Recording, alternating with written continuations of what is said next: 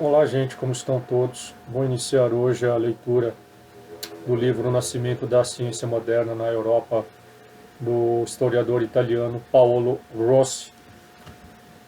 Este livro aqui, publicado pela editora da Universidade do Sagrado Coração de Bauru em 2001, com tradução de Antônio Anghinosi. O Paolo Rossi, ele nasceu em 1923, morreu em 2001. Em 1957 ele publicou o seu primeiro livro, sobre Francesco Bacone, ou Francis Bacon. Vou começar a leitura pelo prefácio das professoras Ana Maria Goldfarb e Márcia Ferraz, que eram da Pontifícia Universidade Católica de São Paulo, do programa de estudos pós-graduados em História da Ciência e Centro Simão Matias. Escreveram elas, alguns dos grandes nomes da ciência no último século, como foi Linus Pauling. Quem foi Linus Pauling? Linus Pauling foi um grande químico norte-americano que ganhou 2 prêmios Nobel, foi um dos poucos a ganhar 2 prêmios Nobel, e foi um pioneiro na aplicação da física quântica na química, mais precisamente da mecânica quântica na química. Ele também foi o criador da medicina ortomolecular. Como eu falei, ganhou 2 prêmios Nobel. Ele ganhou de química em 54 e o da paz em 1962. Ele esteve até mesmo a ponto de descobrir a estrutura da hélice dupla do ADN, que foi feita por James Watson e Francis Crick em 1953. Então vamos lá. Alguns dos grandes nomes da ciência no último século, como foi Linus Pauling, só consideravam estar preparados para ensinar os iniciantes ao atingir o ápice de suas carreiras. Tudo parece indicar que tal seja o caso de Paolo Rossi no livro aqui editado. Mestre de mestres, Paolo Rossi, de fato, está preparado como poucos para falar sobre as origens da ciência moderna. É seu, aliás, um dos maiores e mais importantes trabalhos sobre Francis Bacon, o notável autor inglês cujas ideias tornaram-se no século XVII um dos esteios da então nova ciência. Então, quem foi Francis Bacon? Francis Bacon pode ser considerado um dos fundadores da ciência moderna. Foi um filósofo, foi um cientista, foi político, tomou parte aí da Revolução Científica. Ele viveu entre 1561 e 1626. Ele foi também conselheiro da Rainha Elizabeth, foi aí um dos grandes. Ele foi o filósofo da Rainha Elizabeth, do período elisabetano, apenas isso. Ele foi também o fundador do método indutivo da investigação científica, no qual estava baseado o empirismo. Ele era de origem nobre, foi embaixador na França, foi conselheiro, procurador-geral fiscal, chanceler, e o Bacon tinha uma frase aí que a gente pode considerar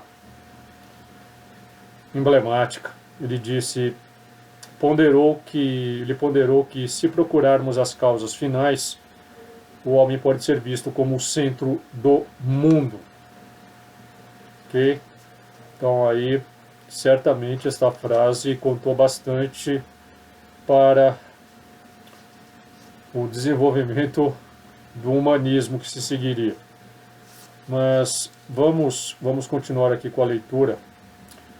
Bom, vamos lembrar aqui também que o Bacon ele foi Rosa Cruz e alquimista, né? Para vocês verem como praticamente todos esses fundadores do que a gente pode chamar de ciência moderna, eles estavam ligados ao oculto, à alquimia, ao hermetismo, ao esoterismo, ou eram religiosos. Ele foi tido até mesmo, o Francis Bacon ele chegou a ser tido como um dos autores do Manifesto Rosa Cruz, né, dos Manifestos Rosa Cruzes. Ele participou aí da Grande Restauração, chamada de Instauratio Magna, para substituir Aristóteles, provocaria uma reforma completa do conhecimento, né? Fez crítica escolástica, ele procurou estabelecer o Imperium Hominis, o Império do Homem. Com essa frase aí, eu acho que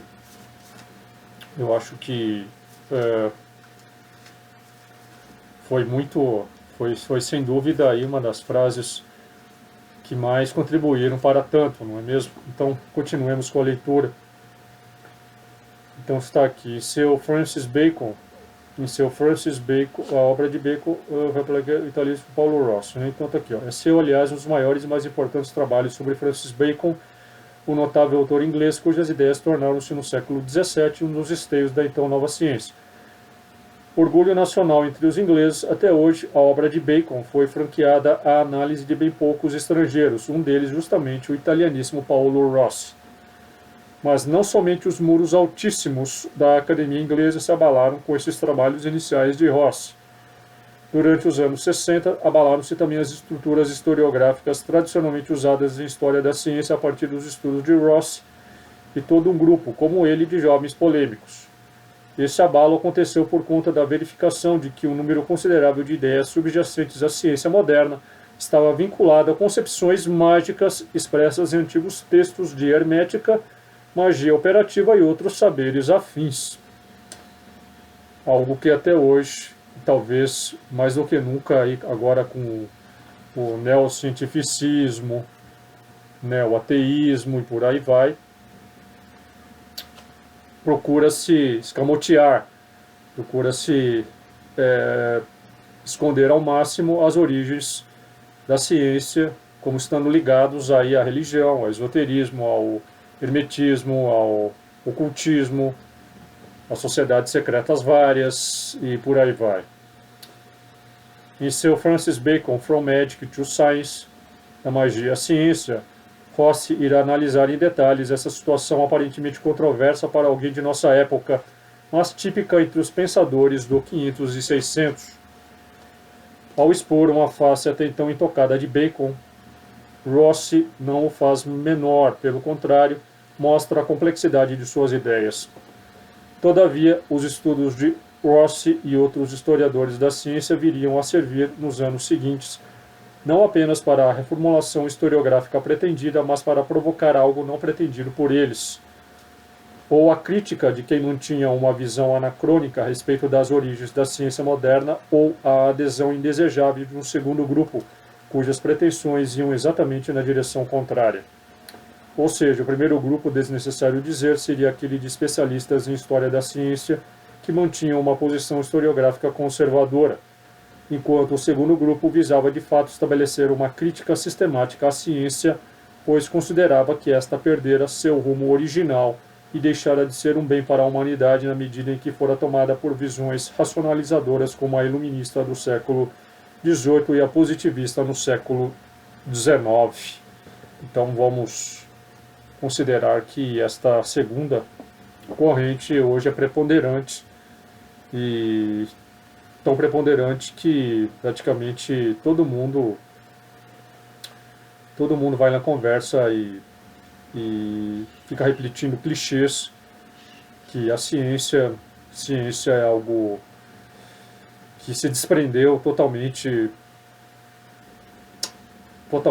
da religião, da magia, e procura passar aí a ideia de uma ciência puramente racional, puramente lógica, cartesiana, materialista e por aí vai.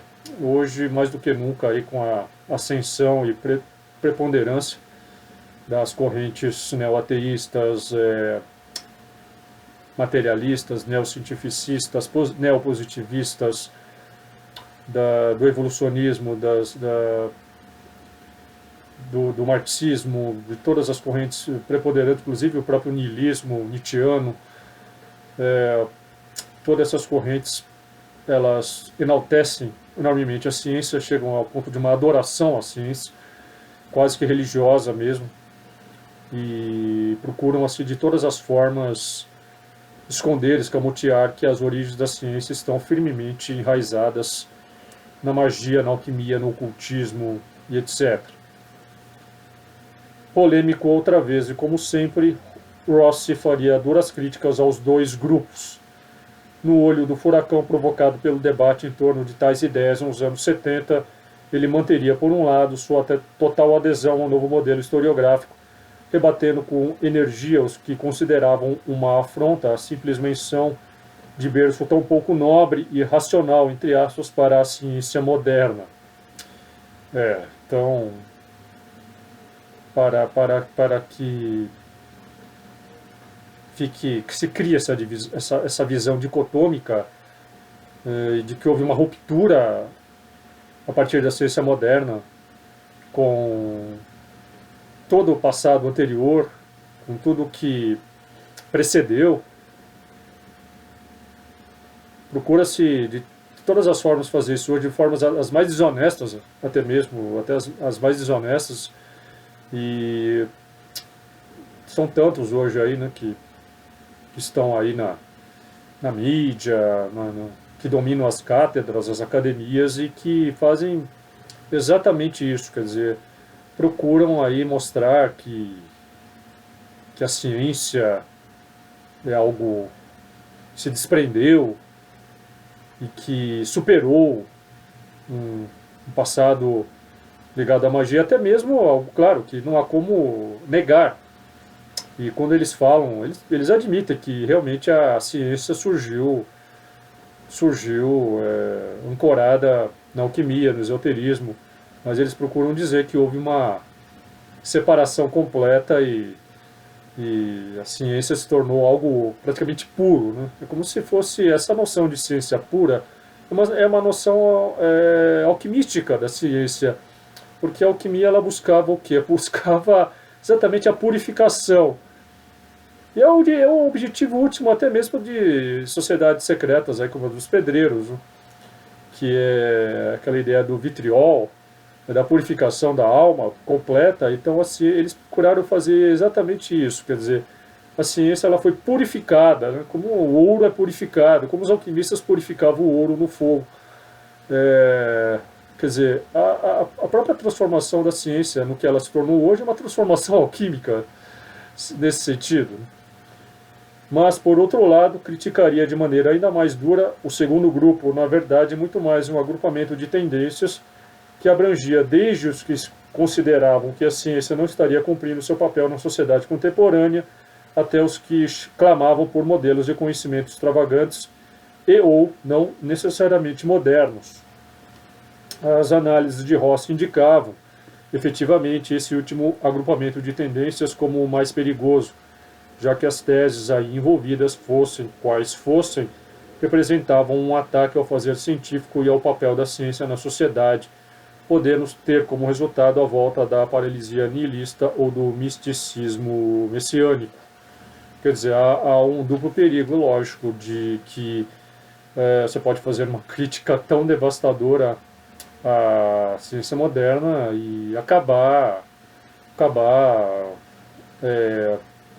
caindo no outro lado e fazendo da ciência, fazendo com que a ciência ela retorne às suas concepções pré-científicas, chamemos assim, né? Pré-modernismo, e acabe totalmente confundida com magia novamente, com tudo isso, e podendo haver um risco aí de tomarem, né? De tomarem isso como um exagero místico tão grande que acabe levando mesmo a ciência a se confundir novamente com aquelas disciplinas que de uma maneira completamente dissolvida aí no esoterismo e na alquimia. Esses trabalhos desenvolvidos durante as polêmicas nas décadas de 60 e 70 seriam reeditados mais tarde em obras como a filosofia e a ciência dos modernos, onde novamente Rossi volta ao tema da complexidade de fazeres e pensamentos que deu origem, entre os séculos XVI e XVII, à ciência moderna. Seu trabalho, no entanto, conseguirá ir além desse nicho inicial da ciência e estabelecer paralelos e implicações com o que vai acontecer entre os séculos XVIII e XX. Deriva dessa possibilidade de comparar de maneira profunda diferentes épocas. Sua revisão, na obra Naufrágio sem espectadores, publicada há pouco, de conceitos como os de progresso e de absoluta modernidade da ciência, aparentemente estabelecidos já desde os séculos XVIII e XIX. Novamente podemos apreciar em um nascimento da ciência moderna na Europa o reflexo desse modo prolífero e instigante de operar inerente ao trabalho de Rossi, pois novamente no debate entre os pensamentos antigo e moderno, de onde surgiu a nova ciência, Rossi consegue verificar implicações provenientes de ambos os lados, de tal sorte que, embora apontando no começo da obra sua adesão às concepções bachelardianas referentes a obstáculos epistemológicos, fazendo com que acreditemos que irá trabalhar a ideia de ruptura na geração da nova ciência, podemos destacar inúmeras instâncias mostrando exatamente o contrário. Assim, por exemplo, em sua referência à ruptura que a obra de G. Stahl teria produzido no século XVIII em relação a velhos modelos alquímicos, Rossi dirá que, por outro lado, o próprio Stahl alertava sobre a necessidade de se retornar à química dos princípios e aos elementos da tradição essencialista contra o programa mecanicista e newtoniano baseado na absoluta homogeneidade da matéria. Para tanto, Stahl confiaria na obra de J. Becher, um conhecido e festejado alquimista. Este constante jogo dialético feito por Rossi, indicado aqui no capítulo sobre a filosofia química, também se observa naqueles capítulos centrados nas filosofias magnética e mecânica, na medicina e na astronomia ou ainda na técnica. Enfim, como sempre, Rossi está alertando para a tremenda complexidade na formação da ciência moderna, mistura do antigo e do novo, hibridismo de fazeres e saberes, campo de grandes sínteses e grandes saltos. Só que desta vez, Gentil oferece um fio condutor que guia o iniciante por esse verdadeiro labirinto histórico. Bom, vamos fazer aqui mais algumas observações. Georg Ernst Stahl se escreve Georg Ernst Stahl, certo? Se escreve Georg Ernst Stahl, se pronuncia Georg Ernst Stahl. Quem foi Stahl? Stahl foi um químico, médico e metalúrgico alemão que viveu entre 1659 e 1734. No começo do século XVIII, ele propôs a teoria do flogisto, matéria liberada durante a combustão, que foi desmentida por Lavoisier no final daquele século, mas foi ele que estabeleceu a distinção entre o componente físico, a componente física e a química, certo?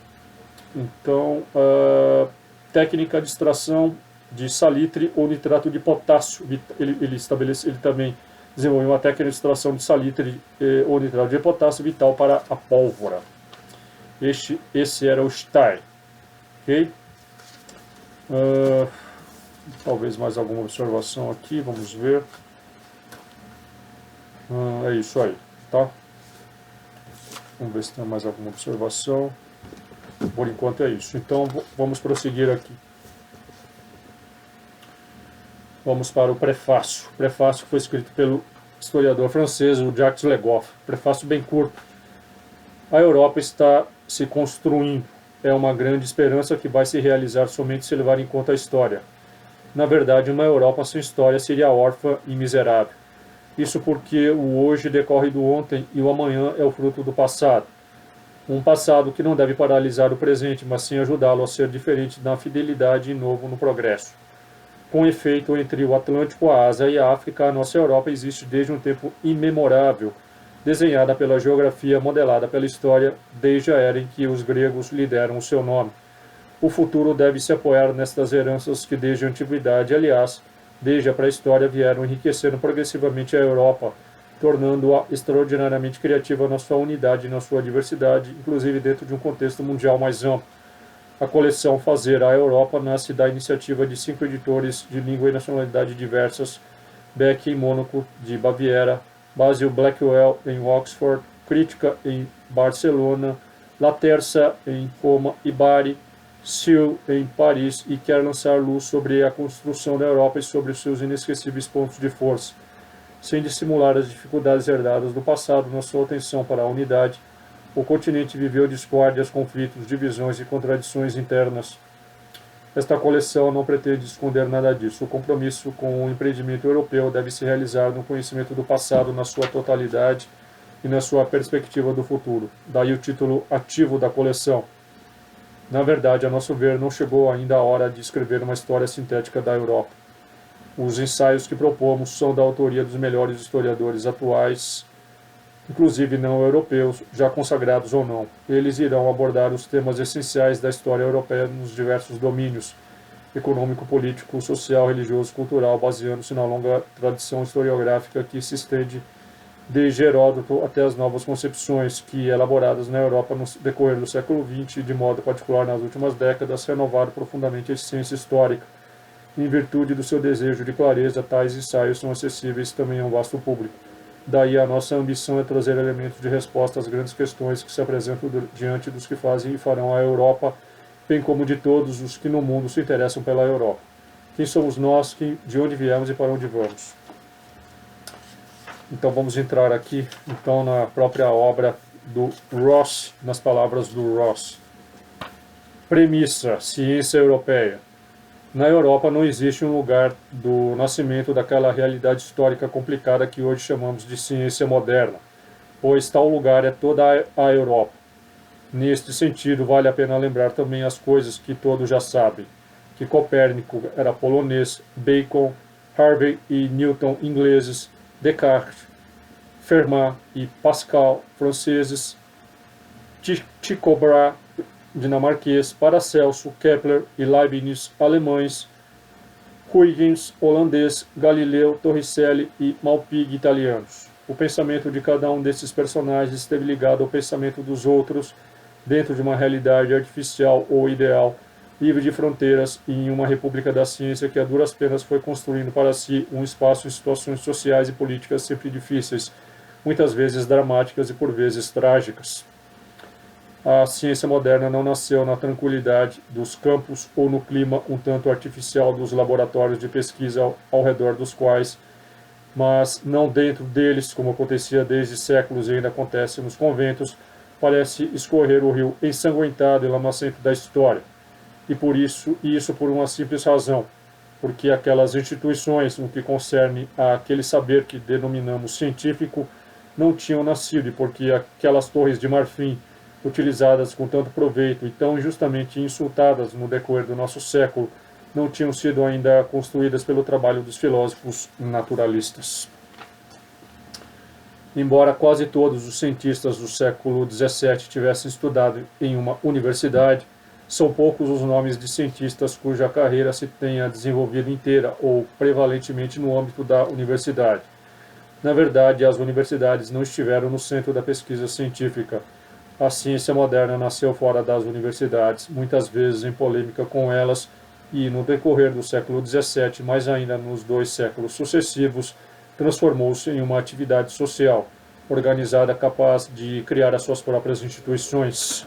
Nos livros dedicados à física ou à astronomia ou mesmo à química, em geral pouco se fala a respeito das vicissitudes, muitas vezes tumultuadas, que acompanharam o seu desenvolvimento. Mas é oportuno que o leitor deste livro, que trata de ideias, de teorias, de experimentos e que, por necessidade, concede pouco espaço à narração daquelas vicissitudes, ao pensar no tempo em que viveram os assim chamados pais fundadores da ciência moderna, não procure lembrar somente a música de Monteverdi e de Bach, ou o teatro de Corneille e de Molière, a pintura de Caravaggio e de Rembrandt, a arquitetura de Borromini e a poesia de Milton, mas deve lembrar também pelo menos um outro ponto importante: a Europa, que viveu um período decisivo da sua história difícil e dramática durante os 160 anos que separam o Tratado de Revolutionibus de Copérnico, 1543, da ótica de Newton, 1704. era radicalmente diferente, mesmo no que diz respeito ao mundo da cotidianidade da Europa na qual nos é dado viver hoje.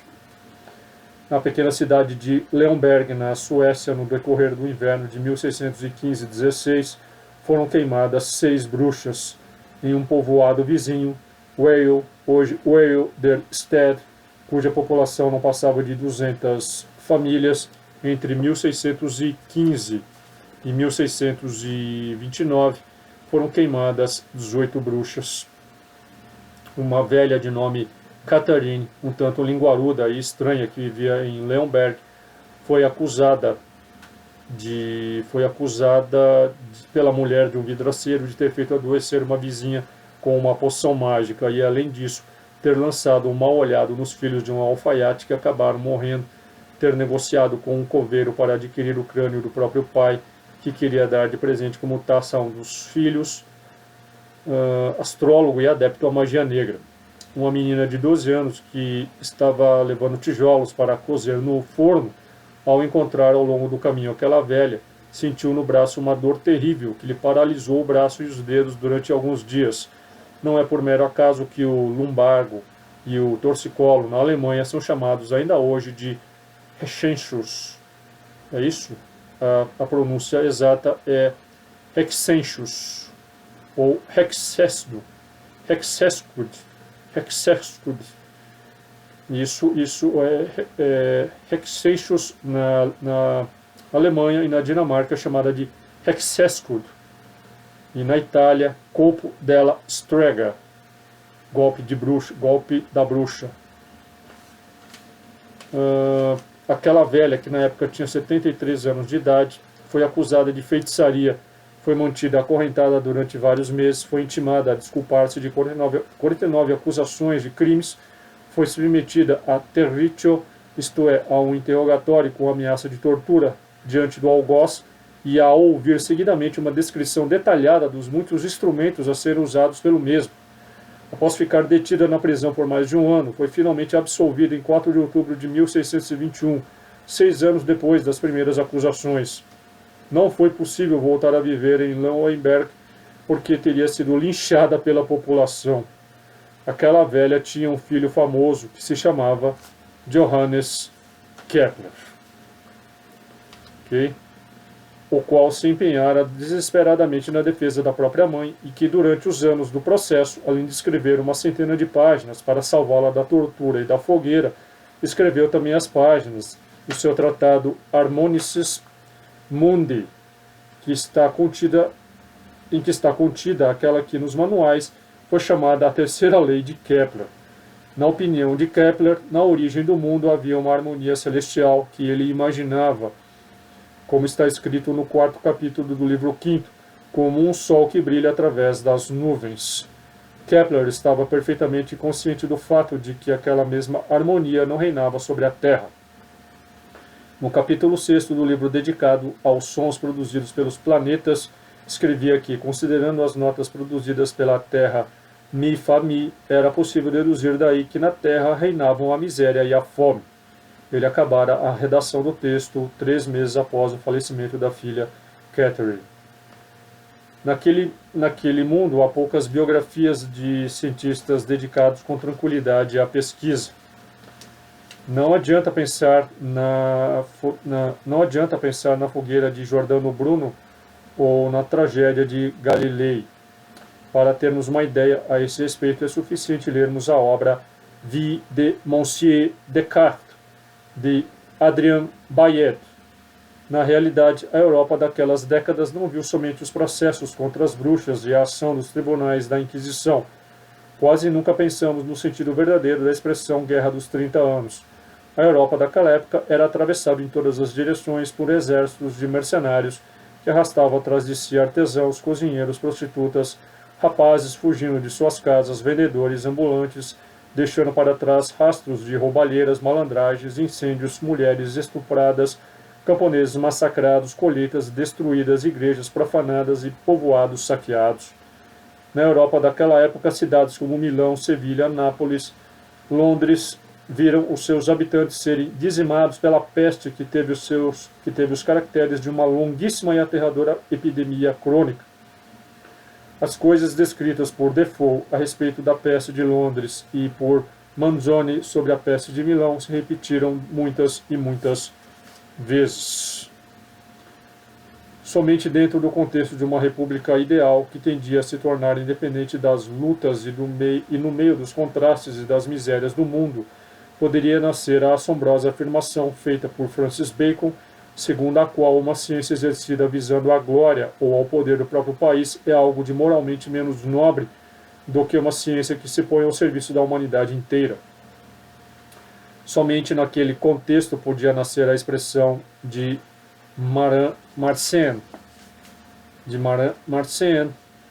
que, referindo-se aos índios canadenses e aos camponeses do Ocidente, afirmava que um homem não pode fazer nada que um outro homem não possa igualmente fazer, que cada homem contém em si próprio tudo o que é preciso para filosofar e para raciocinar a respeito de todas as coisas. Além disso, há algo mais que aproxima com força os protagonistas da Revolução Científica, a consciência de que por meio da própria obra está nascendo algo. O termo novus recorre de forma quase obsessiva em várias centenas de títulos de livros científicos do século XVII, desde a Nova de Universis Philosophiae de Francisco Patrizzi e a Neue Attractive de Robert Norman, até o Novum Organum de Bacon, a Astronomia Nova de Kepler e os discursos em torno à Due Nuove Scienze de Galileu. Naqueles anos, toma vida e alcança rapidamente a plena maturidade em uma forma de saber que revela características estruturalmente diferentes das outras formas da cultura, conseguindo a duras penas criar suas próprias instituições e suas próprias linguagens específicas. Tal saber exige experiências sensatas, determinadas demonstrações, e ao contrário do que acontecera na tradição, requer que estas duas complicadas andem juntas e estejam indissoluvelmente ligadas uma à outra. Qualquer afirmação deve ser publicada, isto é, ligada ao controle por parte de outros, deve ser apresentada e demonstrada a outros, discutida e submetida a eventuais contestações. Naquele mundo há pessoas que admitem ter errado ou não ter conseguido provar aquilo que tensionavam demonstrar, que aceitam render-se às evidências que outros aduziram. É óbvio que isso ocorre muito raramente, como também que as resistências à mudança, como aparece em todos os grupos humanos, são muito fortes, mas o fato de se estabelecer com firmeza que a verdade das proposições não depende de modo algum da autoridade de quem as pronuncia e que não está ligada de forma nenhuma a uma revelação ou iluminação qualquer, acabou constituindo uma espécie de patrimônio ideal ao qual os europeus podem ainda hoje se referir como a um valor impreterível. Deixa eu apenas fazer aqui algumas umas observações, né? Aqui na página 12 eu estava falando aqui sobre Kepler, Galileu e tudo mais, e foi citado aqui o nome de Daniel Defoe, que foi autor de Robinson Crusoe, certo? Daniel Defoe, que viveu entre 1660 e 1731, que escreveu um diário do ano da peste de 1665. Na página 13, falei aqui de Alessandro Manzoni. Alessandro Manzoni, ele viveu entre 1785 e 1873, certo? Ele foi poeta e filósofo italiano, foi um católico fervoroso, ele viveu a época da peste em Milão, né? Escreveu, baseada nela, o livro Os Noivos, de 1827. Ele sofria de neurose e agorafobia e tinha muitos problemas familiares. Teve de vender a herança do pai, mas ele foi uma pessoa também muito bondosa, porque ele perdoou dívidas de camponeses que tinham para com ele. Bom,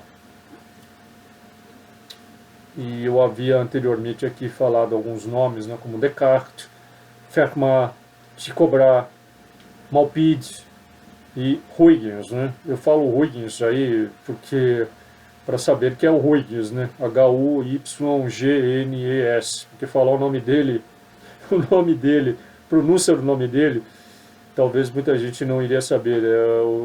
A pronúncia de Huygens, né? Falar Huygens aí, mas na verdade seria, não está correto, obviamente, mas seria aproximadamente Helmholtz. Helmholtz, né? Helmholtz, acho que ninguém ia saber quem é.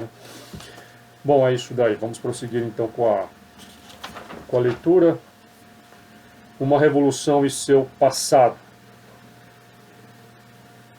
A propósito do nascimento da ciência moderna, se falou e ainda se fala justamente de revolução científica. Um dos aspectos característicos das revoluções consiste no fato de que elas não só olham para o futuro, dando vida a algo que antes não existia, mas também constroem um passado imaginário que, em geral, tem características negativas. Basta ler o discurso preliminar à grande enciclopédia dos iluministas ou também o início do discurso sobre as ciências e sobre as artes de Jean-Jacques Rousseau para ficar cientes de como circulava com força desde meados do século XVIII a definição da Idade Média como época obscura ou como um retrocesso para a barbárie e que os esplendores da Renascença teriam posto um fim definitivo. Também é uma outra ideia ainda muito, muito arraigada, né? Muito arraigada e que está sendo também em parte aí ressuscitada pelos neocientificistas, etc., que colocam a Idade Média como uma época de trevas. Não falam, talvez não usem mais esse termo, porque ele se tornou muito abstruso, né? Um termo muito ultrapassado e que não, na verdade, não reflete o que foi a Idade Média, né? Uma época aí que houve o renascimento comercial, o renascimento econômico. Lembremos aí que Dante Alighieri surgiu em plena Idade Média, e tivemos a escolástica, o nascimento das universidades, né? Na economia aí o surgimento dos mercados, aí já a partir do século XI, XII, dos bancos, tivemos a invenção do arado aí no campo da agricultura, né? E muitas outras inovações e avanços que surgiram em plena Idade Média, que foi chamada aí, principalmente aí pelos filósofos iluministas, eles eles que criaram esse termo errôneo, né? Tremendamente errôneo, totalmente equivocado e até mesmo um pouco capcioso, né? Um pouco tendencioso aí demais, muito capricioso demais, para se referir à época deles mesmo como uma época de luz, né? Então é que o iluminismo é a idade das luzes, né? Uma idade da razão, e quer dizer, é como se a história começasse com eles, né? A história a história da razão humana começasse com eles, certo? Então, infelizmente, tudo isso está sendo ressuscitado hoje, né? Todos esses neoateístas, céticos, neomaterialistas, marxistas, eles repetem isso aí como um clichê, né? Tem isso aí como um dogma praticamente, e muitos professores, infelizmente, a grande maioria aí, muita gente aí muitas das escolas, colégios e provas de vestibular, provas, concursos, nas próprias universidades, muita gente repetir esses clichês, ele vai ser tido como, né, não vai ser considerado errado aí por muitos não, né? Porque está sendo ressuscitado e você vê isso aí na mídia sendo repetido à torto direito toda hora, né? Um monte aí de gente aí que escreve aí para revistas, muitas revistas, muitos sites lidos, que são neocientificistas, né, céticos, e que ficam repetindo tudo isso e estão aí causando, aí, provocando um grande desserviço ao conhecimento, né, distorcendo completamente a história e tudo mais. Bom, continuemos. Em princípio, os historiadores não aceitam nenhum passado imaginário. Eles colocam de novo em discussão também as tentativas que os homens fazem de colocar a si próprios dentro do processo da história. Aqueles 1000 anos de história, no decorrer dos quais ocorreram não poucas grandes revoluções intelectuais e aos quais atribuímos o rótulo genérico de Idade Média, foram investigados minuciosamente a partir de meados do século XIX. Hoje sabemos que o mito da Idade Média como época de barbárie era justamente um mito, construído pela cultura dos humanistas e pelos pais fundadores da modernidade. Na realidade, naqueles séculos foram construídas inumeráveis e admiráveis igrejas e catedrais, bem como conventos e moinhos movidos a vento, e foram lavrados os campos com um arado pesado, e foi inventado o estribo que mudou a natureza dos combates e a política europeia, transformando o centauro imaginado pelos antigos no senhor feudal.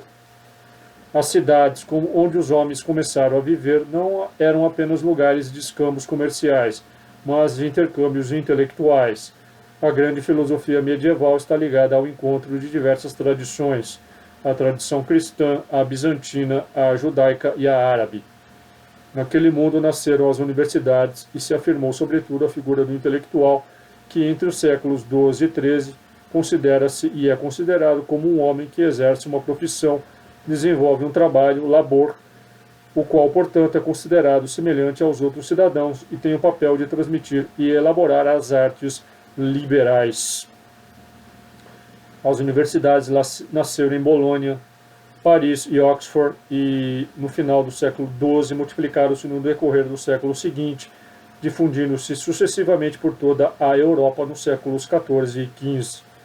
As universidades se tornaram os lugares privilegiados de um saber que se configura como digno de reconhecimento social, merecedor de uma remuneração, um saber que tem leis próprias que são minuciosamente determinadas.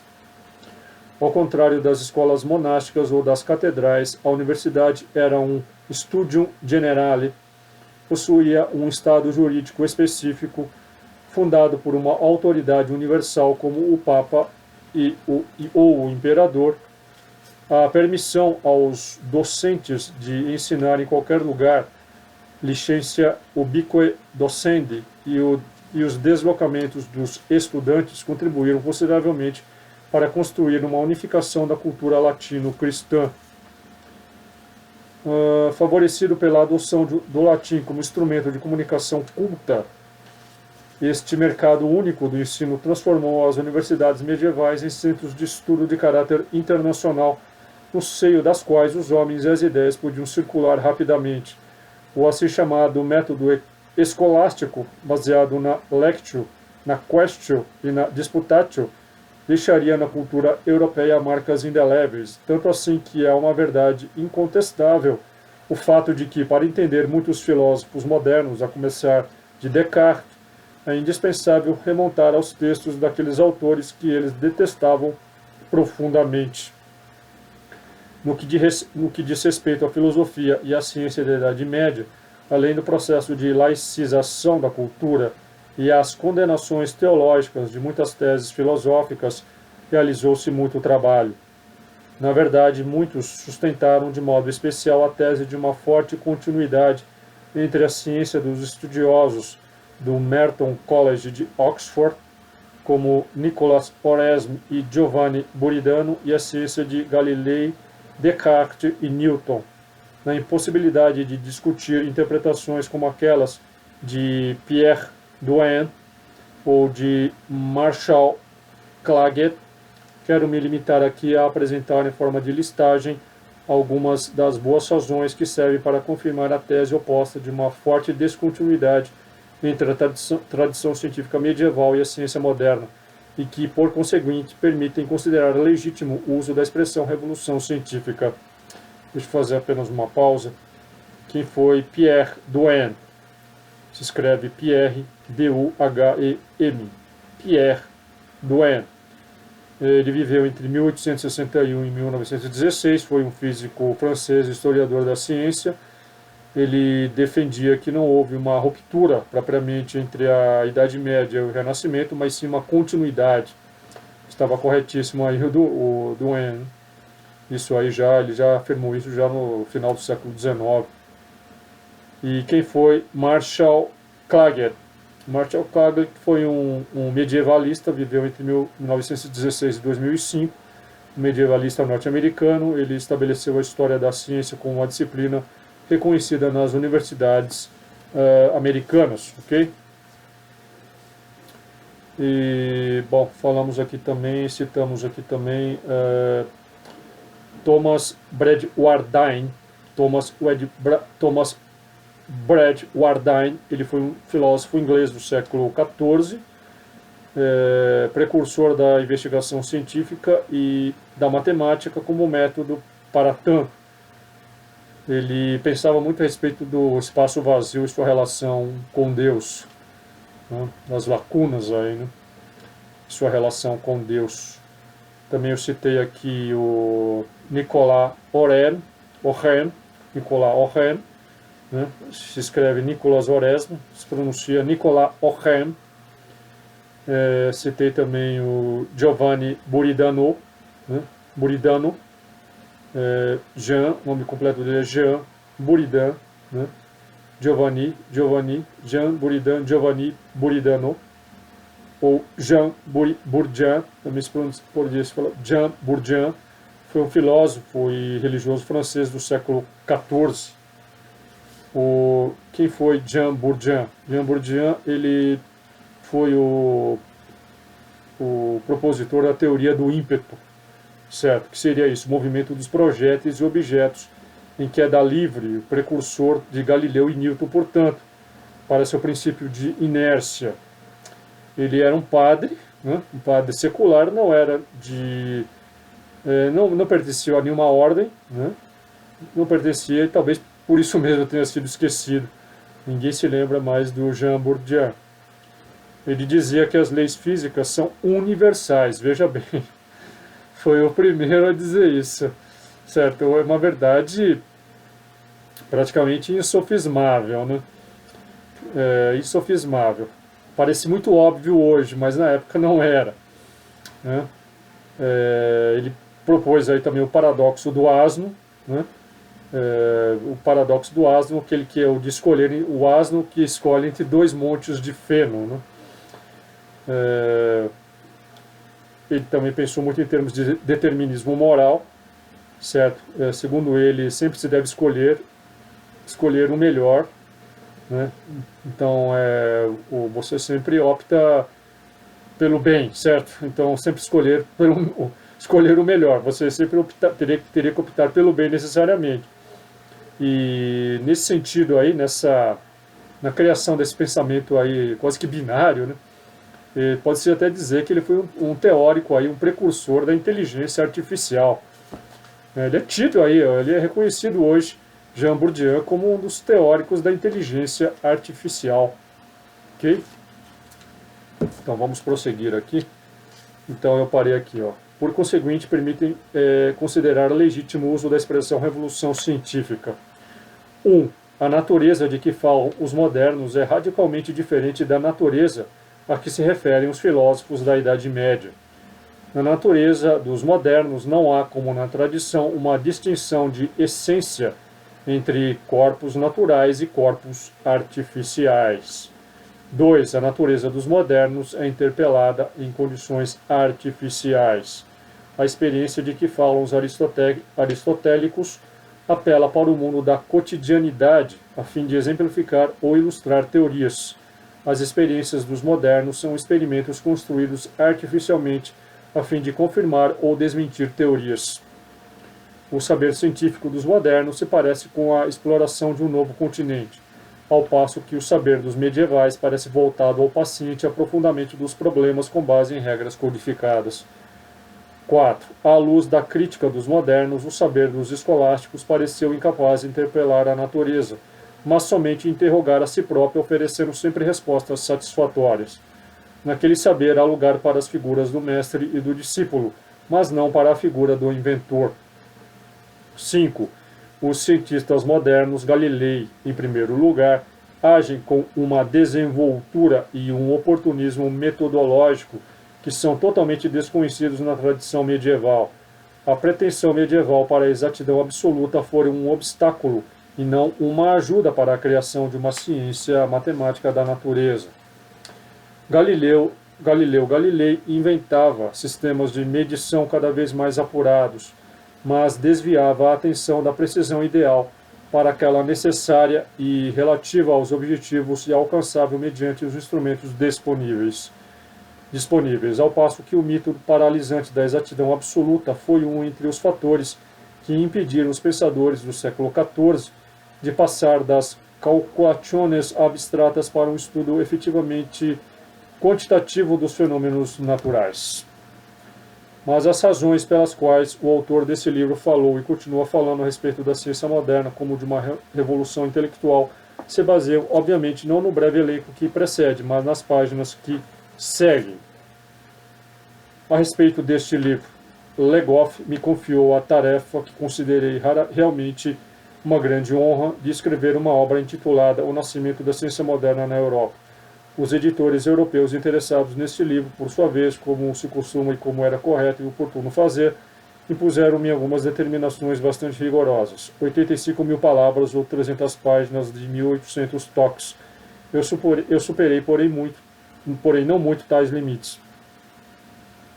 Na verdade, uma pura e simples listagem daqueles que nós, com um termo forjado no século XIX, podemos chamar de cientistas e que viveram no período que vai do nascimento de Copérnico até a morte de Newton e que poderiam ser considerados dignos de menção em um manual de história da ciência, ocuparia muitas páginas. E se, além disso, quiséssemos acrescentar a esta listagem uma outra contendo a indicação de algumas de suas obras principais, a situação já poderia parecer dramática. Por isso, logo de início, renunciei a qualquer propósito de realizar um trabalho exaustivo, renunciando, por conseguinte, também à ideia de escrever um manual de história da ciência. Além disso, fiz algumas escolhas das quais acredito ser oportuno dar notícia ao leitor a fim de informá-lo a respeito do que poderá achar neste livro e a fim de esclarecer o ponto de vista adotado pelo autor. Os capítulos que constituem o livro têm por objeto a nova astronomia, as observações realizadas mediante o telescópio e o microscópio, bem como o princípio de inércia, a experiência sobre o vazio, a circulação do sangue, as grandes conquistas do cálculo, etc. Mas, junto com tais assuntos, os vários capítulos visam também a expor as grandes ideias e os grandes temas que foram centrais no decorrer daquela revolução, entre aspas, a rejeição da concepção sacerdotal ou hermética do saber, a nova avaliação da técnica, o caráter hipotético ou realista do nosso conhecimento do mundo, as tentativas de usar, inclusive com relação ao mundo humano, os modelos da filosofia mecânica, a nova imagem de Deus como engenheiro ou relojoeiro, a introdução da dimensão do tempo na consideração dos fatos naturais. No que diz respeito ao método, tenho a convicção de que as teorias específicas que constituem o cerne firme de toda a ciência não são de modo algum reflexo de determinadas condições históricos-sociais. Ao contrário, estou convicto de que, e todo o trabalho que desenvolvi até aqui procedeu nessa direção, a história tem muito a ver com as imagens da ciência, quer dizer, os discursos sobre aquilo que a ciência é e deve ser, que estão presentes na cultura. Em muitos casos, aquelas imagens exercem um peso considerável sobre a aceitação ou sobre o sucesso das teorias. De fato, com base em uma determinada imagem da ciência, são definidas com frequência as fronteiras das ciências, bem como os critérios para distinguir a ciência da magia, da metafísica ou da religião. A partir daquela base são escolhidos sobretudo os problemas a resolver dentro da imensa quantidade de problemas que se apresentam abertos a uma investigação possível. Aquilo que hoje aparece firmemente codificado e como tal transmitido pelos manuais de física ou de biologia, assim como o que hoje nos parece como óbvio e natural, é porém um resultado de escolhas, opções, contrastes e alternativas. Antes da codificação que aconteceu em seguida, tais alternativas e tais escolhas eram reais e não imaginárias. Cada decisão implicou opções, dificuldades, descartes, que, por vezes, configurou-se ao mesmo tempo de forma dramática. Espero que algumas coisas resultem claramente pelo livro, que o continuismo é somente uma medíocre filosofia da história sobreposta na história real, que mediante a pesquisa histórica jamais no passado são descobertos estudos monoparadigmáticos ou épocas caracterizadas como as pessoas por um único rosto, que o diálogo crítico entre teorias, tradições científicas e imagens da ciência foi sempre, tal como continua sendo, contínuo e insistente, que a ciência do século XVII, junto e ao mesmo tempo foi paracelsiana, cartesiana, baconiana e leibniziana, que modelos não mecanicistas agiram com força também em lugares impensáveis, que o surgimento de problemas e de possíveis domínios da pesquisa está firmemente ligado a discussões que têm a ver com as várias filosofias e metafísicas, que a figura do cientista emerge em tempos e de formas diversas em cada setor particular da pesquisa, considerado que, em alguns casos, como na matemática e na astronomia, há uma referência a tradições antiquíssimas. Em outras, procura-se fazer emergir do passado tradições específicas a que referir-se. Em outros ainda, se insiste no caráter novo ou alternativo da própria atividade cognitiva e experimental. Uma coisa aparentemente óbvia, às vezes, deve ser lembrada continuamente pelos historiadores, tanto aos seus leitores como também aos letrados, filósofos e cientistas do seu tempo. Tal coisa precisa ser lembrada continuamente porque existe em cada ser humano, e portanto também nos filósofos e cientistas mais refinados, uma tendência quase invencível a esquecê-la. Todos aqueles que trabalharam, pensaram e formularam teorias e efetuaram experimentos no período do nascimento da ciência moderna viveram em um mundo muito diferente do nosso, em que conviviam perspectivas que hoje nos parecem pertencer a mundos culturais totalmente inconciliáveis entre si. O século XVII viu um florescimento extraordinário de obras alquímicas e, junto com isso, viu um exuberante crescimento da criatividade matemática.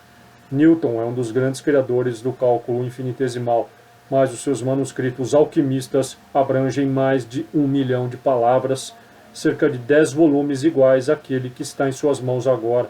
Os cientistas do século XVII não sabiam e nem podiam saber o que agora nós sabemos, isto é, que a alquimia daquele século era a derradeira flor de uma planta que estava morrendo, e a matemática do século XVII a primeira flor de uma flor robusta, planta perene.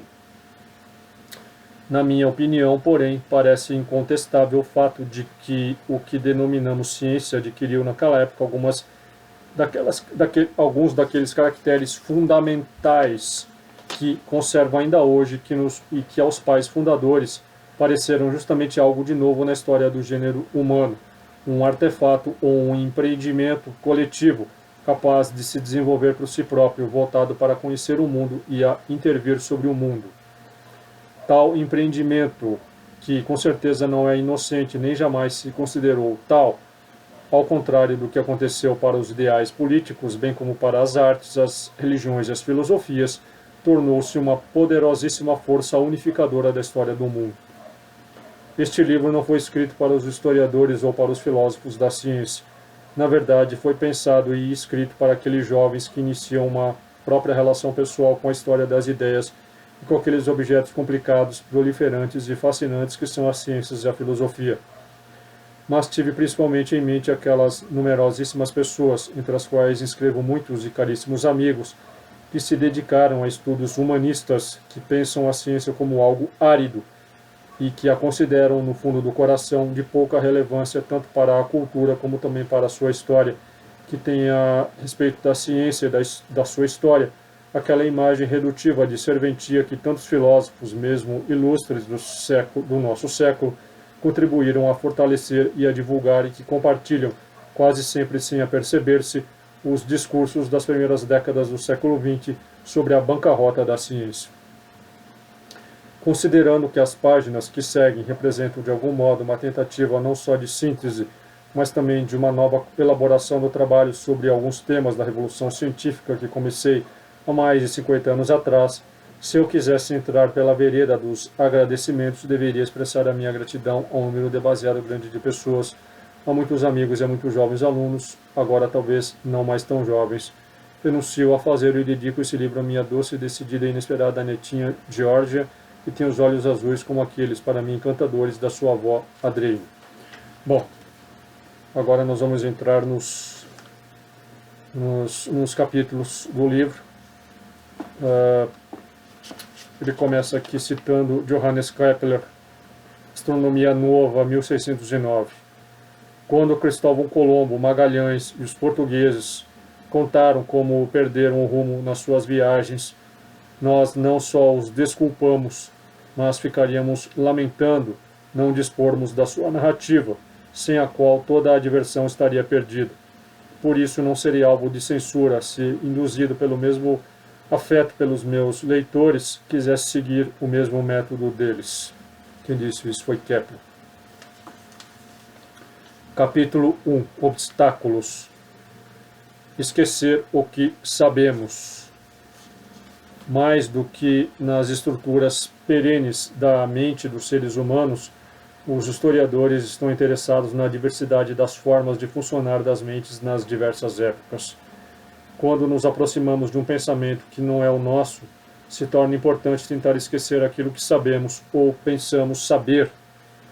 É preciso adorarmos formas de raciocinar ou até mesmo princípios metafísicos que para as pessoas do passado eram tão válidos e fundamentados em raciocínios e pesquisas, do mesmo modo que são para nós os princípios da física matemática e os dados da astronomia.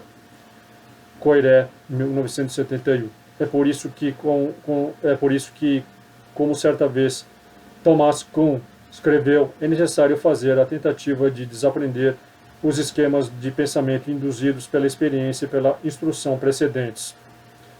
Ele cita aqui Thomas Kuhn, que foi um outro historiador da ciência, e também foi físico, né? Só que este era norte-americano, o Kuhn era norte-americano, viveu entre 1922 e 1996, foi professor em Harvard, estabeleceu o que se poderia chamar de sociologia da ciência. Então o nome de Thomas Kuhn é muito reverenciado aí, né? Muito citado, também deixou muitas obras. O termo obstáculos epistemológicos foi forjado pelo filósofo francês Gaston Bachelard na década de 30 do século passado. Faz referência àquelas convicções deduzidas tanto do saber comum como também do saber científico que tendem a impedir toda a ruptura ou descontinuidade no crescimento do saber científico e, por conseguinte, constituem obstáculos poderosíssimos para a afirmação de novas verdades. Bom, quem foi Gaston Bachelard? Ele foi um filósofo da ciência, epistemólogo, né? E ele trabalhou na área de epistemologia, história da ciência, filosofia da ciência. Ele viveu aí entre 1884 e 1962. Quanto aos obstáculos aí epistemológicos, né? É por meio deles que se analisam as condições psicológicas do progresso científico, ok? Bom, continuemos aqui. O tipo de perguntas que Bachelard se colocava contribuiu para a renovação da história da ciência e para transformá-la a partir de um festivo elenco de descobertas em uma história dos percursos difíceis da razão. Vale a pena mostrar, mediante um exemplo específico, a qual realidade Bachelard pensava referir-se quando falava: 1. Em obstáculos epistemológicos. 2. Em afastamento da ciência do realismo do sentido comum. 3. Em uma falsa continuidade histórica, baseada no uso das próprias palavras. Até o século XIX, parece totalmente evidente que para iluminar é necessário queimar alguma matéria. Pelo contrário, na lâmpada elétrica de fio incandescente de Edison, o problema é impedir que uma matéria queime. A ampola de vidro não serve para proteger a chama do ar, mas para assegurar o vácuo ao redor do filamento. Mas tanto as velhas como também as novas lâmpadas têm uma única coisa em comum: servem para derrotar a escuridão. Portanto, podemos designá-las com o mesmo termo somente adotando este ponto de vista, que, afinal, é o ponto de vista da vida cotidiana. Na realidade, aquela mudança técnica implica uma complicada teoria da combustão, que tem a ver com a igualmente complicada história da descoberta do oxigênio. Ok? Então vamos prosseguir. Física. Um estudante de segundo grau da nossa época sabe distinguir entre o peso de um corpo, que varia na medida da sua distância da Terra, e a massa de um corpo, que, conforme a física clássica ou anterior a Einstein, é a mesma em todos os pontos do universo. O mesmo estudante, além disso, conhece a primeira lei de Newton, ou o princípio de inércia, e, por conseguinte, sabe que, na ausência de resistências externas, para deter um corpo em movimento linear uniforme, é necessária a aplicação de uma força, e que, portanto, o movimento linear é assim como o estado de repouso, um estado natural dos corpos. O referido estudante conhece também a segunda lei de Newton, segundo a qual é a aceleração e não a velocidade a resultar proporcional à força aplicada, ao contrário do que pensava Aristóteles, que afirmava ser a aplicação de uma certa força a dar ao corpo uma velocidade determinada. Ele sabe finalmente algo que era totalmente inconcebível na física antiga, que, portanto, uma força constante imprime a um corpo um movimento variável, uniformemente acelerado, e que uma força qualquer, por menor que seja, é capaz de fazer isso com relação a qualquer massa, por maior que seja. Ele sabe também que todo movimento circular é um movimento acelerado, que o movimento circular não é, de modo algum, o protótipo do movimento eterno dos céus. Não só, mas ao contrário do que sustentava a física anterior a Newton e do que pensava o próprio Galilei, aquele movimento não é, de modo algum, natural, entre aspas, mas deve ser explicado considerando-se a existência de uma força proveniente do centro e que o mantém fora da linha reta que seguiria na ausência daquela força.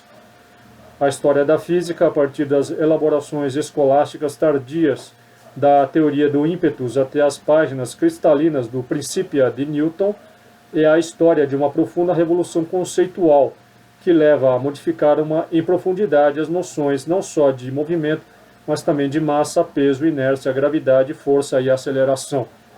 Trata-se ao mesmo tempo de um novo método e de uma nova concepção geral do universo físico.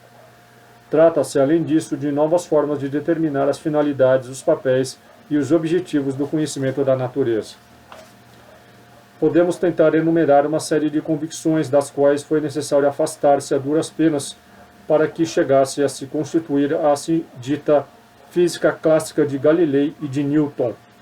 A aparente obviedade de tais convicções foi um obstáculo enorme para a fundação da ciência moderna.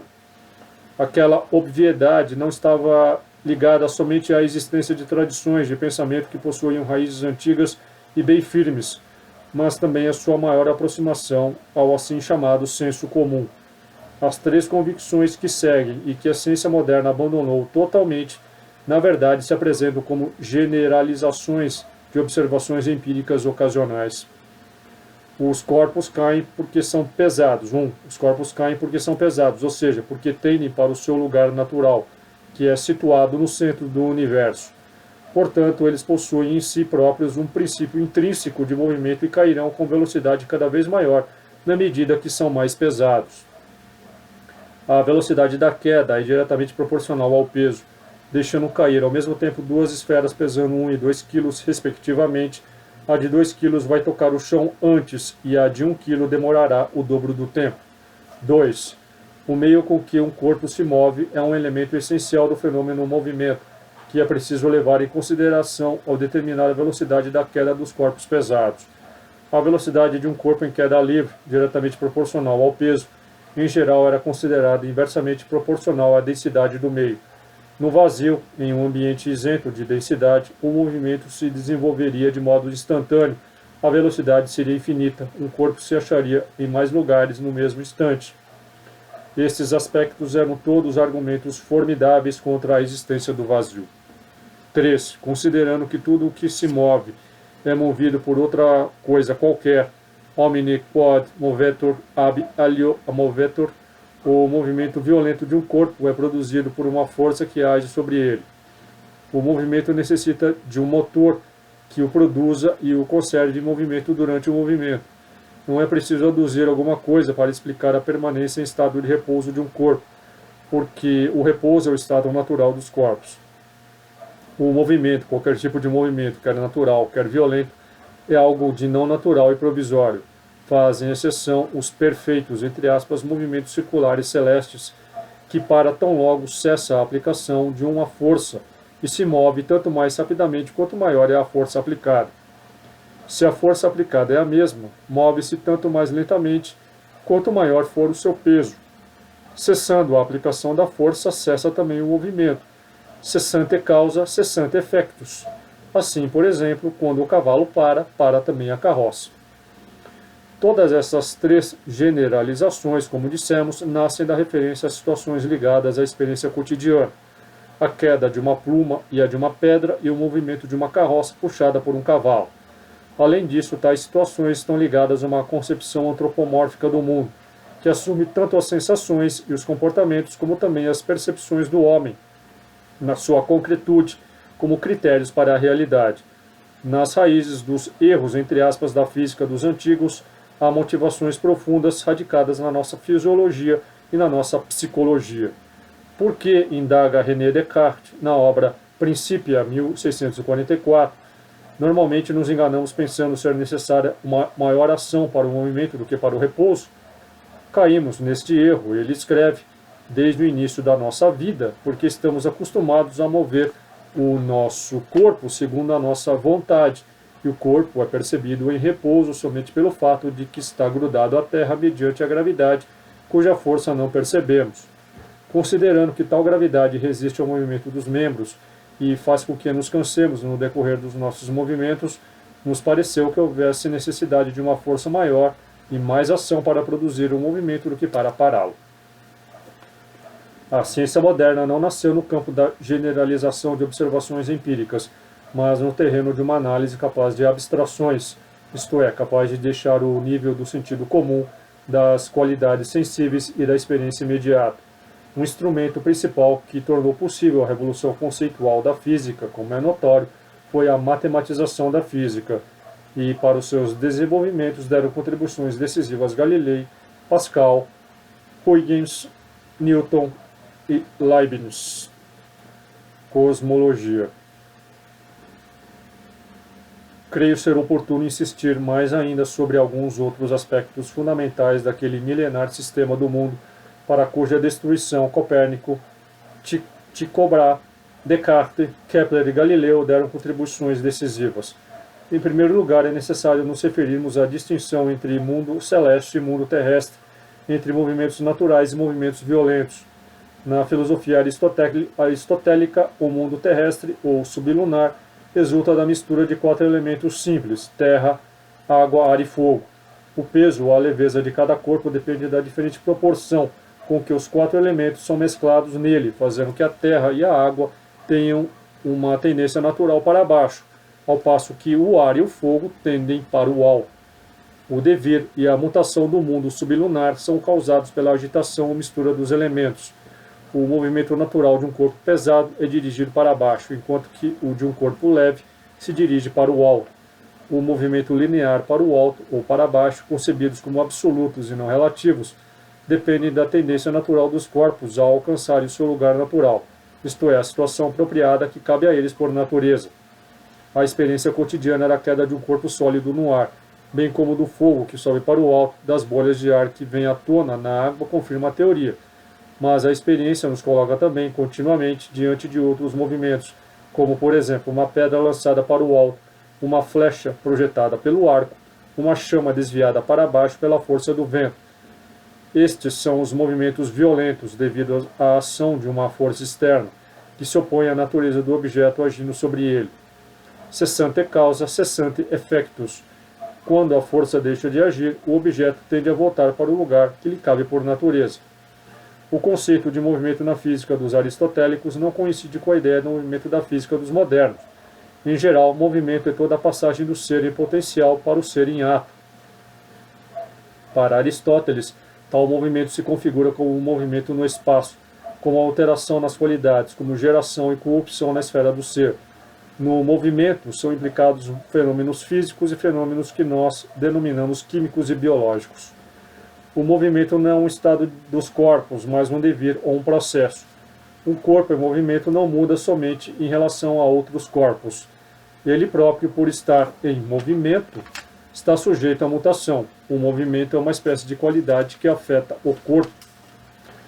O mundo terrestre é o mundo da alteração e da mutação, do nascimento e da morte, da geração e da corrupção. O céu, ao contrário, é inalterável e perene. Os seus movimentos são regulares. Nele nada nasce e nada se corrompe, mas tudo é imutável e eterno. As estrelas, os planetas, o Sol é um deles, que se movem ao redor da Terra, não são formados pelos mesmos elementos que compõem os corpos do mundo sublunar, mas por um quinto elemento divino, o éter ou quinta essência, que é sólido, cristalino, imponderável, transparente e não sujeito a alterações. As esferas celestes são feitas da mesma matéria. Sobre o equador destas esferas em rotação, como nós em uma tábua de madeira, são fixados o Sol, a Lua e os outros planetas. Ao movimento retilíneo, variado e limitado no tempo, que é o próprio mundo terrestre, se contrapõe o movimento circular, uniforme e perene das esferas e dos corpos celestes. O movimento circular é perfeito e, por conseguinte, adequado à natureza perfeita dos céus. Tal movimento não tem início e não tem fim, não tende para coisa alguma, retornando perenemente sobre si próprio e prosseguindo eternamente. O éter, com exceção para o mundo terrestre, o mundo sublunar, enche o universo inteiro. O universo é finito pelo fato de ser limitado pela esfera das estrelas fixas. A estrela fixa, isto é, o primeiro móvel, transporta as estrelas fixas e produz a esfera divina, isto é, o primeiro móvel, transporta as estrelas fixas e produz aquele movimento que se transmite por contato às outras esferas, chegando até o céu da Lua, que constitui o limite inferior do mundo celeste. Por natureza, não se pode caber à Terra nenhum movimento circular. Ela está imóvel no centro do universo. A tese da sua centralidade e imobilidade não só é confirmada pela óbvia experiência cotidiana, mas é um dos fundamentos ou pilares de toda a física aristotélica, que está sendo aí bastante ressuscitada nos últimos anos, né? A grandiosa máquina celeste teorizada por Aristóteles e que, em seguida, foi se modificando e complicando de vários modos nos séculos sucessivos, na realidade era a transposição, no plano da realidade e da física, do modelo puramente geométrico e abstrato elaborado por Eudóxio de Cnido, na primeira metade do século IV a.C. As esferas de que Eudóxio falara não eram entes físicos reais, como mais tarde foram entendidas por Aristóteles, mas meras ficções ou artifícios matemáticos visando a dar uma explicação mediante uma construção intelectual às aparências sensíveis, isto é, visando a justificar e explicar o movimento dos planetas e tentar resguardar os fenômenos ou justificar as aparências. Eudóxio de Cnido, ele viveu entre 390 e 340 a.C., foi um filósofo grego. Ele viajou até o Egito, de onde ele trouxe o cálculo mais exato do ano solar de 365 dias e um quarto, adotado pelo calendário juliano.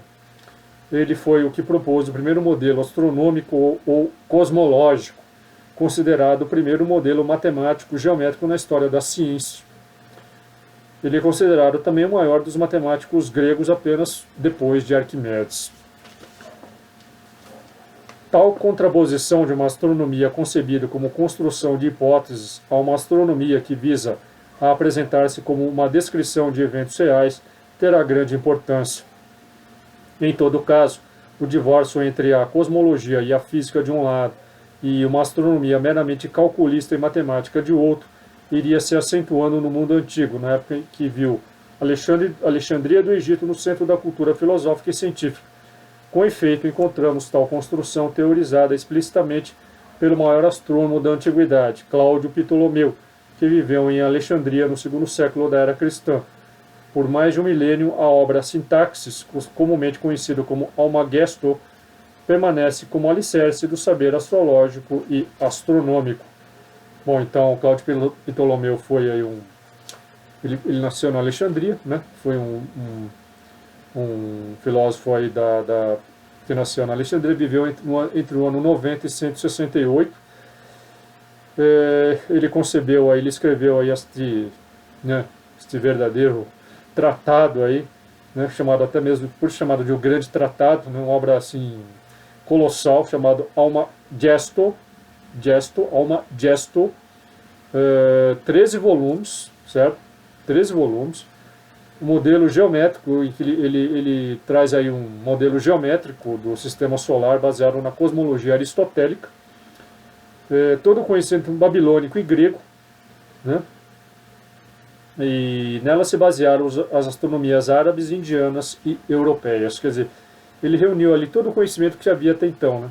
Babilônico e grego, e foi na obra de Ptolomeu, o Almagesto, que se basearam os astrônomos árabes, indianos e europeus posteriores.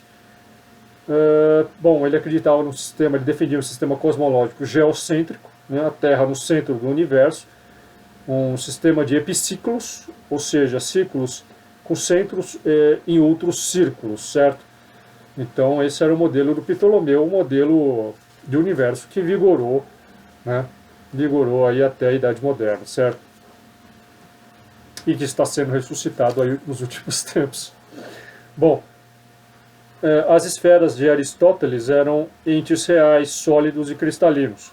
Os movimentos excêntricos e os epiciclos de Ptolomeu, que começa sempre a exposição dos movimentos planetários com a expressão imaginemos um círculo, não tem realidade física. Como afirma Proclo, que viveu entre 410 e 485 d.C., são somente o recurso mais simples para explicar os movimentos dos planetas. A astronomia era apresentada por Ptolomeu como campo de atividade para os matemáticos, não para os físicos. Mas o quadro complicado do universo, que na essência ficou firme até a época de Copérnico, não é redutível às doutrinas lembradas até agora. Na realidade, foi uma mistura de física aristotélica e de astronomia ptolomaica, inserida em uma cosmologia que chegaria amplamente não só ao misticismo das correntes neoplatônicas, mas também às concepções da astrologia, a teologia dos padres da Igreja e as ideias dos filósofos da escolástica. Para termos uma ideia a esse respeito, basta pensar no universo de Tomás de Aquino, 1225-1274, ou naquele descrito na Divina Comédia de Dante Alighieri, 1265-1321, onde as esferas celestes correspondem às várias potências angélicas. Deixa eu fazer apenas aqui mais uma observação. Quem foi Proclo?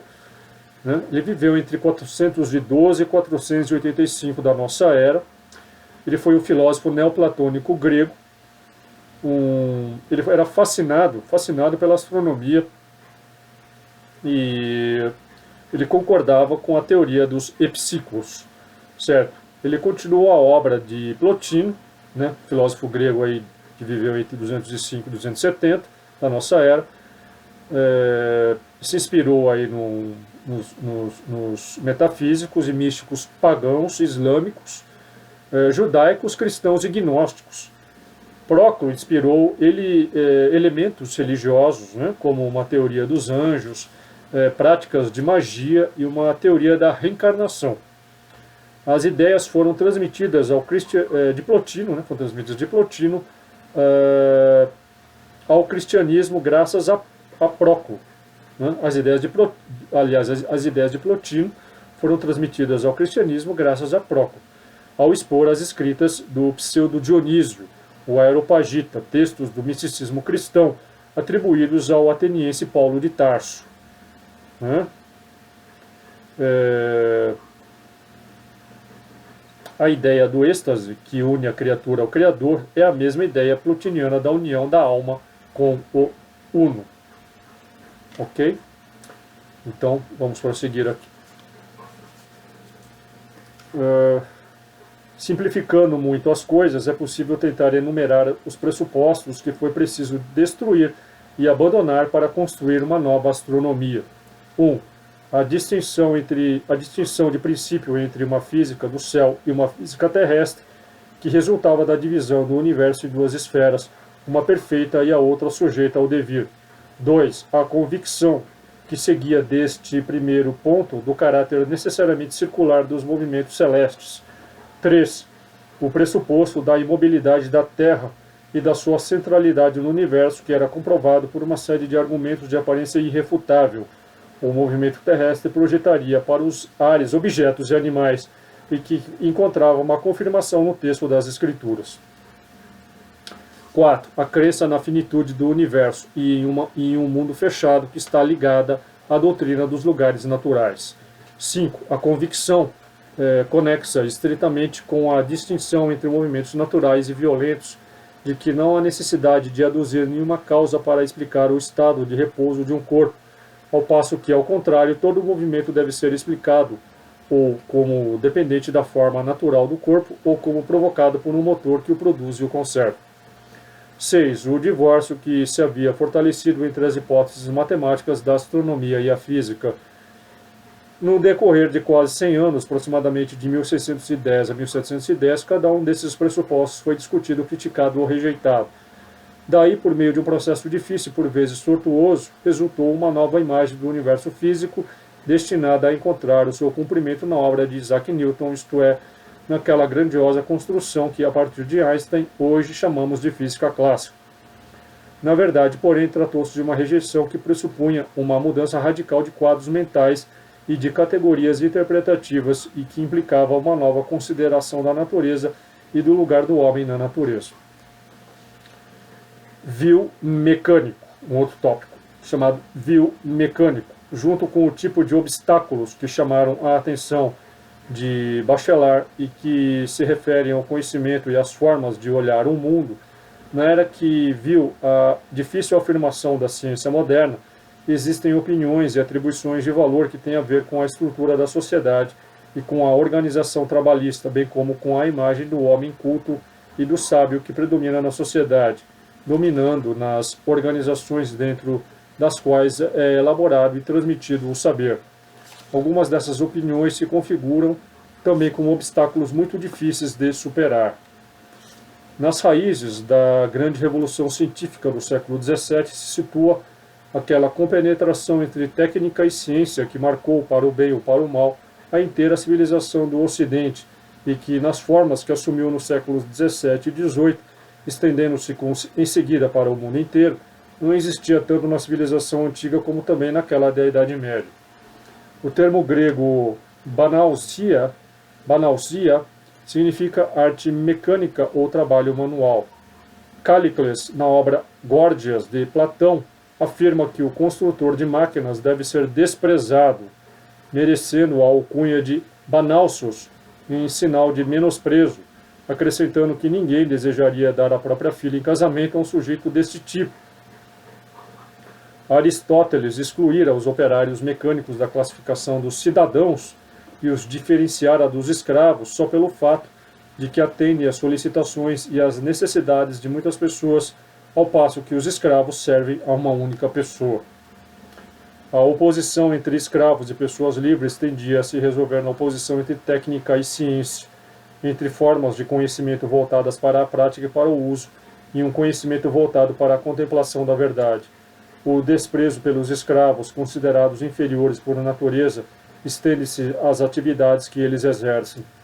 As 7 artes liberais do trívio, gramática, retórica, dialética, e do quadrívio, aritmética, geometria, música e astronomia, se chamam liberais porque são as artes próprias dos homens livres, em contraposição aos não livres ou escravos que exercem as artes mecânicas ou manuais. O conhecimento não subordinado a fins que sejam externos ao seu objetivo essencial constitui, tanto em Aristóteles como também na tradição aristotélica, o único saber no qual se realiza a essência do homem. O exercício da sofia requer bem-estar, exige que as coisas necessárias para a vida já tenham sido asseguradas. As artes mecânicas não necessárias à filosofia, constituindo seus pressupostos, mas são as artes mecânicas são necessárias à filosofia, constituindo seus pressupostos, mas são formas inferiores de conhecimento, mergulhadas dentro das coisas materiais e sensíveis, ligadas à prática e à atividade das mãos. O ideal do sábio e do homem culto, como aconteceria também na filosofia dos estoicos e dos epicureus e mais tarde no pensamento de Tomás de Aquino, tende a coincidir com a imagem daquele que dedica a própria vida à contemplação, na espera de alcançar, para os pensadores cristãos, a beatitude da contemplação de Deus. O elogio da vida ativa, que está presente em numerosos autores do século XV, o elogio das mãos, que consta nos textos de Giordano Bruno, bem como a defesa das artes mecânicas, que aparece em muitos textos de engenheiros e de construtores de máquinas do século XVI, e que é retomada por Bacon e por Descartes. à luz dessas considerações, adquire um significado muito relevante.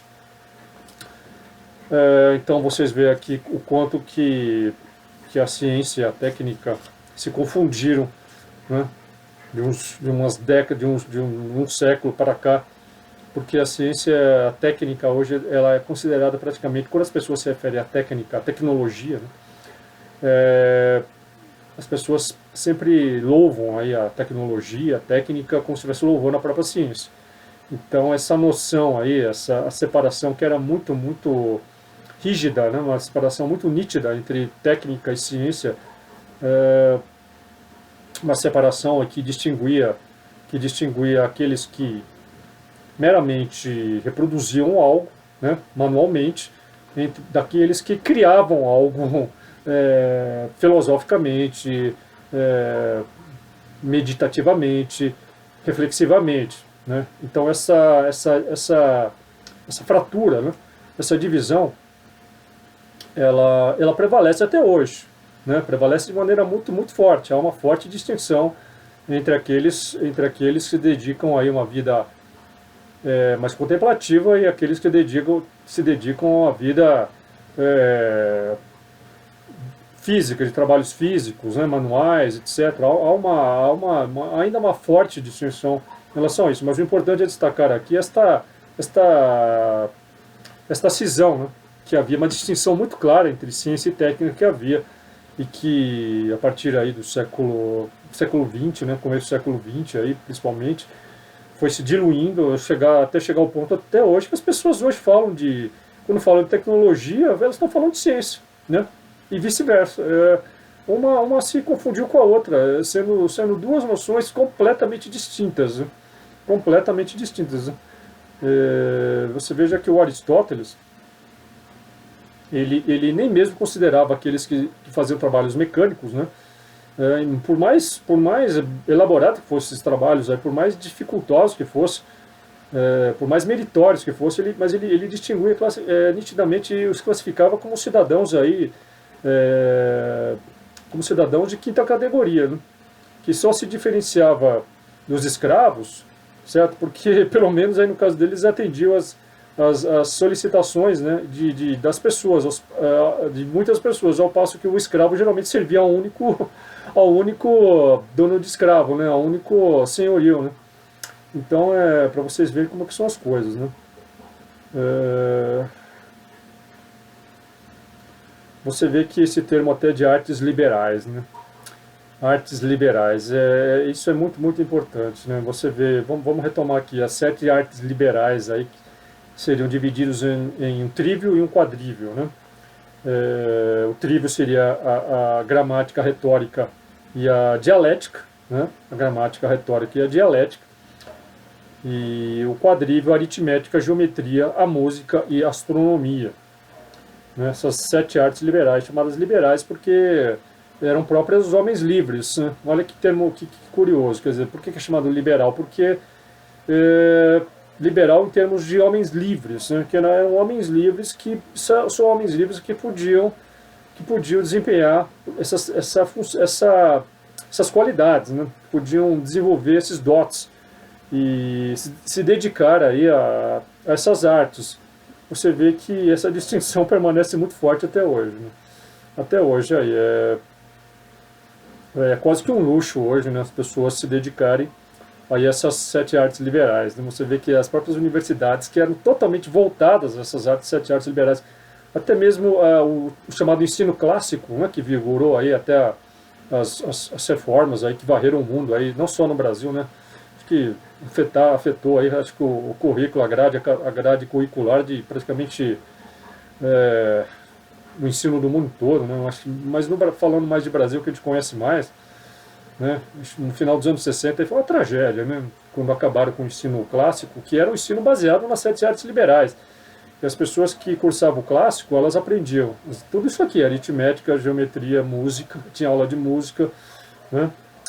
Astronomia eu já não sei se havia tanto, né? Mas havia muita prática de gramática, retórica, de dialética, né? De lógica, não podemos esquecer aqui também a lógica entrava também, o ensino aí a gente pode colocar aí entre aí a gramática, a retórica, o próprio ensino do latim, né? Que fazia parte aí do francês também, tudo isso, né?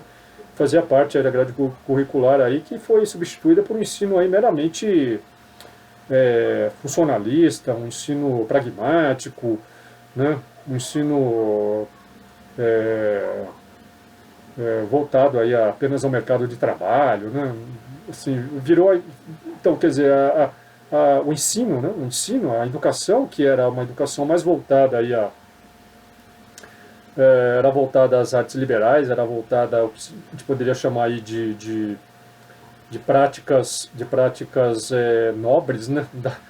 Do conhecimento aí, né? Que o Aristóteles fazia questão de dividir aí de maneira muito rígida. Isso tudo aí foi substituído aí por meramente um ensino, né? Um ensino meramente pragmático, né? Ensino pragmático e, e voltado aí ao que o Aristóteles, justamente aquilo que se desprezava, né? Voltado mais à técnica, né? Então o ensino técnico aí se firmou, né? O ensino foi totalmente voltado às artes mecânicas, né? Curioso isso aí, e deixou para uma alta elite, uma altíssima elite aí o poder desenvolver aí nas artes liberais, né? Seria justamente para elitizar cada vez mais o saber, né? Provavelmente, né? Muito provavelmente. Bom, então fiz essas observações aqui. Vamos continuar aqui então, né? O elogio da vida ativa que está presente em numerosos autores do século XV, o elogio das mãos, que consta nos textos de Giordano Bruno, bem como a defesa das artes mecânicas, que aparecem em muitos textos de engenheiros e de construtores de máquinas do século XVI, e que é retomada por Bacon, por Descartes, à luz destas considerações, adquire um significado muito relevante. Em uma obra das mais conhecidas da técnica da Renascença, a De Rere Metallica, de 1556, de George Agricola ou George Bauer, encontramos uma defesa apaixonada da arte dos metais. Todavia, ela é acusada de ser indigna e vil em comparação com as artes liberais. Para muitos, ela se configura como um trabalho servil, vergonhoso e desonesto para o homem livre, isto é, para o homem distinto, honesto e honrado. Mas o metalúrgico, na opinião de Bauer, deveria ser perito na identificação dos terrenos, das minas, das várias espécies de minerais, pedras preciosas e metais. Ele, portanto, vai precisar da filosofia, da medicina, da arte de calcular, da arquitetura, da arte do desenho, bem como da lei e do direito. O trabalho dos técnicos não pode ficar separado do trabalho dos cientistas. Por isso, Bauer responde aos que, sustentando a tese oposta, baseiam-se na contraposição livres-servos, e também a agricultura em certa época foi praticada pelos escravos, como também que servos contribuíram para a arquitetura e que não poucos médicos ilustres foram escravos. Na obra Mechanicorum Libre de Guidobaldo del Monte, publicada em Pesaro em 1577, encontramos esta mesma defesa, baseada em argumentos análogos. Em muitos lugares da Itália se costuma apelidar alguém de mecânico por escárnio e insulto, e alguns ficam irritados por ser chamados de engenheiros. O termo mecânico, no entanto, indica um homem de alta competência que, por meio das mãos e do engenho, sabe executar obras maravilhosas. Arquimedes foi principalmente um mecânico.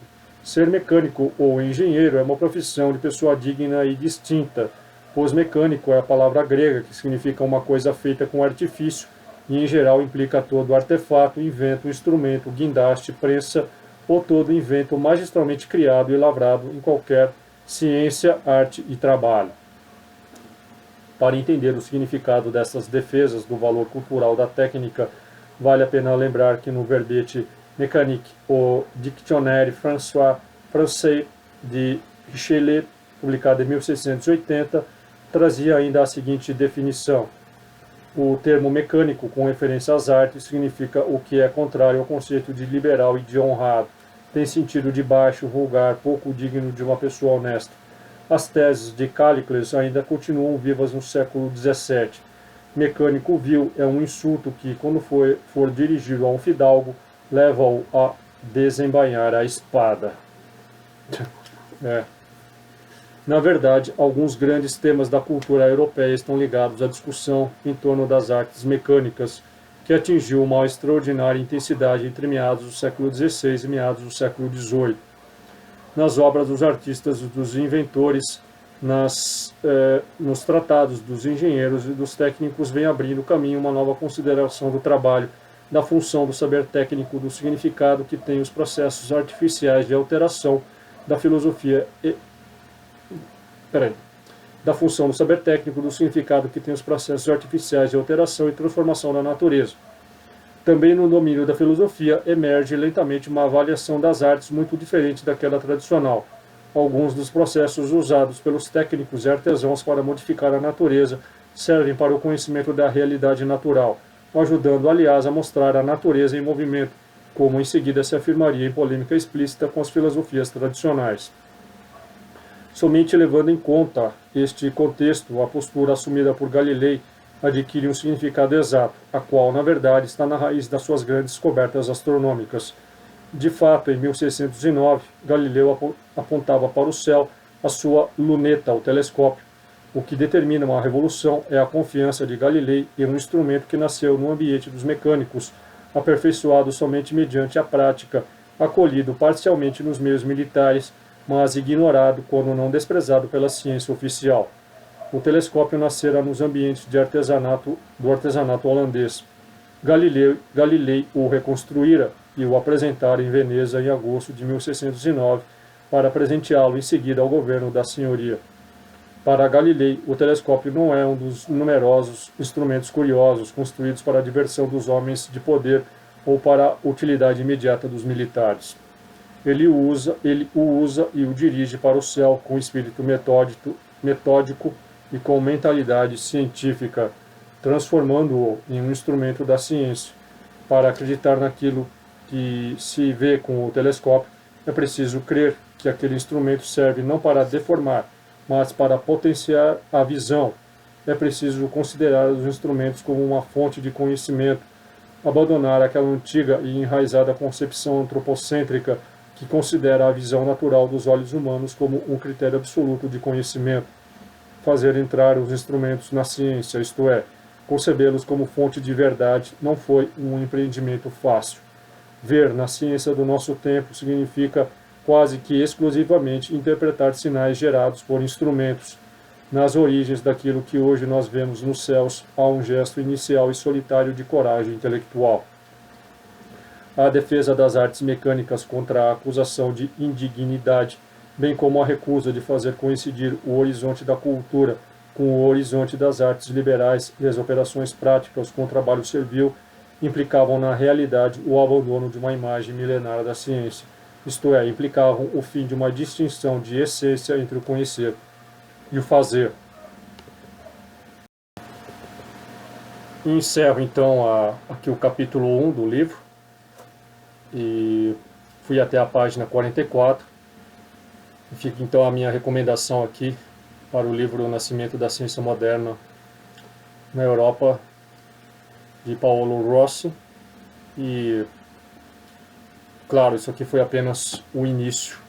E eu deixo a recomendação aqui para todos deste livro aqui, que é essencial para compreender o que é a ciência moderna.